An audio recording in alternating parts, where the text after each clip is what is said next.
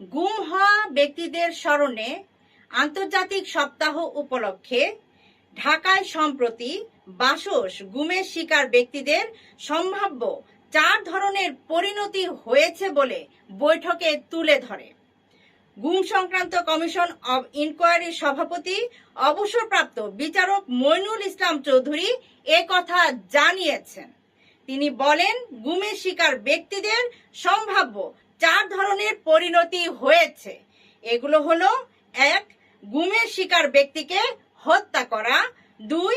বিচারের আগেই মিডিয়ার সামনে উপস্থাপন করে জঙ্গি তকমা দিয়ে বাংলাদেশেই বিচারাধীন বা নতুন ফৌজদারি মামলায় গ্রেফতার দেখানো। 3. তাকে সীমান্ত দিয়ে ভারতে পাঠিয়ে সে দেশের আইন শৃঙ্খলা রক্ষাকারী বাহিনীর সদস্যদের মাধ্যমে গ্রেফতারের ব্যবস্থা করা। 4. ভাগ্য সুপ্রসন্ন হলে অল্প সংখ্যক ক্ষেত্রে মামলা না দিয়ে ছেড়ে দেওয়া।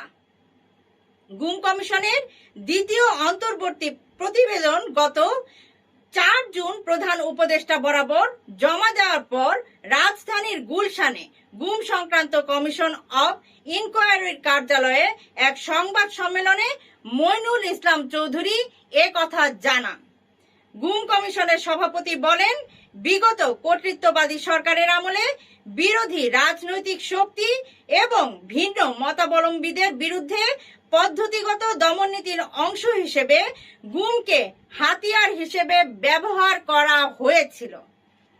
তিনি বলেন, 5 আগস্ট রাজনৈতিক পট পরিবর্তনের পরেও বহু অপরাধী ও তাদের শুভাকাঙ্ক্ষীরা রাষ্ট্রীয় ক্ষমতার কেন্দ্রে থাকায় অনেক জোরালো প্রমাণ ও নিদর্শন ধ্বংস, অনেক ক্ষেত্রে প্রাতিষ্ঠানিক অসহযোগিতা, সাক্ষীদের ভয়ভীতি প্রদর্শন করে নানা রকম ভীতিকর ও আতঙ্কজনক পরিবেশ সৃষ্টি করেছে।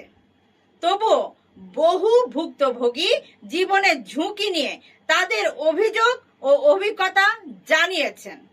তারা দেশীয় ও আন্তর্জাতিক গণমাধ্যমে বিস্তারিতভাবে সে কাহিনী তুলে ধরেছেন।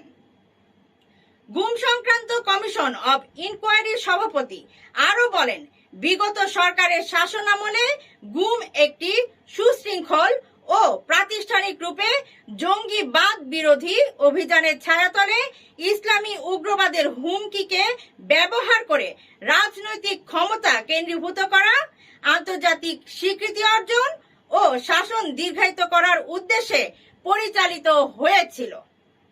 ভুক্তভোগীদের মধ্যে ছিলেন মেধাবী শিক্ষার্থী, রাজনৈতিক কর্মী এবং সাধারণ জনগণ থেকে শুরু করে সাংবাদিক পর্যন্ত।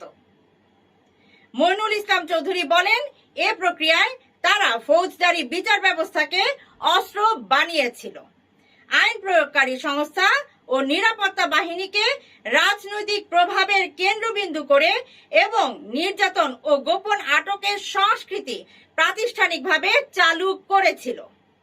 কমিশন অব ইনকোয়ারির অ্যাক্ট এর ধারা 10A 1 ও 2 অনুযায়ী কমিশনে দাখিলকৃত 131টি অভিযোগের বিষয়ে আইন মোতাবেক জিডি রেকর্ড পূর্বক ভিকটিমদের সন্ধান ও উদ্ধার কার্যক্রম পরিচালনার জন্য পুলিশ মহাপরিদর্শক বরাবর প্রেরণ করা হয়েছে। তিনি বলেন, গোপন আটক কেন্দ্রের অস্তিত্ব এখন আর অস্বীকার করা যায় না। সকল ক্ষেত্রেই ভুক্তভোগীরা প্রায় একই ধরনের প্রক্রিয়ার শিকার হয়েছেন। পদ্ধতিগত নির্যাতন, সন্ত্রাসী হিসেবে প্রচার, একই ধরনের আইন অনুযায়ী অভিযোগ দায়ের ও একই ধরনের ভাষায় বর্ণনা। বিভিন্ন পটভূমি থেকে আসা ব্যক্তিদের অভিজ্ঞতার এই সামঞ্জস্য রাজনৈতিক উদ্দেশ্যকে স্পষ্ট করে। তিনি বলেন, প্রতিবেদনে 19% ফেরত না আসা 12 জন ভিকটিমের বিষয়ে অগ্রগতি তুলে ধরেছি, যাদের বিষয়ে প্রাথমিকভাবে অনুসন্ধান সম্পন্ন হয়েছে। তাদের গুমের জন্য কারা দায়ী তা প্রাথমিকভাবে আমরা শনাক্ত করতে পেরেছি। চলমান অনুসন্ধানের স্বার্থে এই মুহূর্তে এর চেয়ে বেশি প্রকাশ করা সম্ভব হচ্ছে না। ফিরে না আসা ভিকটিমদের বিষয়ে অপরাধী ও গুমের অপরাধ সংগঠনের স্থান সহ নানাবিধ বিষয়ে তথ্যের ঘাটতি বা পুরনো কল লিস্ট না পাওয়া সহ নানা রকম বিলম্ব ঘটিত প্রতিবন্ধকতার সম্মুখীন হলেও কমিশন আন্তরিকতার সঙ্গে অনুসন্ধান কার্যক্রম চালিয়ে যাচ্ছে বলে জানান তিনি। প্রতিবেদনে কমিশন সন্ত্রাস বিরোধী যেসব মামলায় অপব্যবহার হয়েছে তা ন্যায় বিচারের মানদণ্ড বিবেচনা নিয়ে দ্রুত নিষ্পত্তির ব্যবস্থা এবং আইন শৃঙ্খলা বাহিনীর ঊর্ধ্বতনের সঙ্গে আলোচনার প্রেক্ষিতে মালয়েশিয়া, ইন্দোনেশিয়ার মতো উপযুক্ত কাউন্টার টেরোরিজম মেথড বের করার জন্য দুটি সুপারিশ করা হয়। এ সময় গুম সংক্রান্ত কমিশন অব ইনকোয়ারির সদস্য অবসরপ্রাপ্ত অতিরিক্ত বিচারক মোহাম্মদ ফরিদ আহমেদ শিবলি, মানবাধিকার কর্মী নূর খান, ব্রেক বিশ্ববিদ্যালয়ের শিক্ষক ও কমিশনের সদস্য নাবিলা ইদ্রিস, মানবাধিকার কর্মী ও কমিশনের সদস্য সাজ্জাদ হোসেন উপস্থিত ছিলেন। ওদিকে এক বিবৃতিতে তারেক রহমান বলেন, প্রতি বছরের মতো এবছরও মে মাসের শেষ সপ্তাহে গুম সপ্তাহ পালিত হচ্ছে। গুম হয়ে যাওয়া ব্যক্তিদের স্মরণে এ আন্তর্জাতিক সপ্তাহ।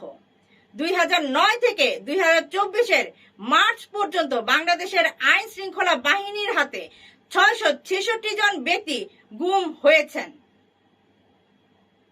তিনি বলেন, আমাদের হিসেবে উল্লেখিত গুমের সংখ্যা আরো কয়েক গুণ বেশি হবে। এদের মধ্যে অধিকাংশ এখনো নিখোঁজ, অনেকেরই মৃতদেহ পাওয়া গেছে, আবার অনেকদিন পর কাউকে গ্রেপ্তার দেখানো হয়েছে। এটি বিগত আওয়ামী শাসনামলের একটি বর্বর দুঃশাসনের নমুনা। উল্লেখিত সংখ্যা গুম হয়ে যাওয়া পরিবার কর্তৃক প্রদত্ত রিপোর্টের ভিত্তিতে অনেক আতঙ্কিত পরিবারই রিপোর্ট করার সাহস পায়নি।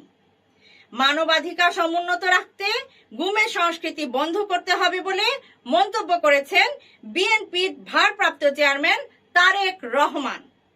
গুম হওয়া ব্যক্তিদের স্মরণে আন্তর্জাতিক সপ্তাহে ভুক্তভোগী পরিবারের সঙ্গে সংহতি প্রকাশ করে তিনি বলেন, আর কোনো ব্যক্তি যাতে গুমের শিকার না হয় সেজন্য রাষ্ট্রকে জোরালো ভূমিকা রাখতে হবে। আর এ যেন রাষ্ট্রীয় পৃষ্ঠপোষকতায় গুমের মতো অমানবিক ঘটনা ঘটে সেজন্য সংশ্লিষ্ট সবাইকে সোচ্চার থাকতে হবে। গুম খুন একটি রাষ্ট্রের জন্য কখনোই ভালো কোনো বার্তা বয়ে আনে না।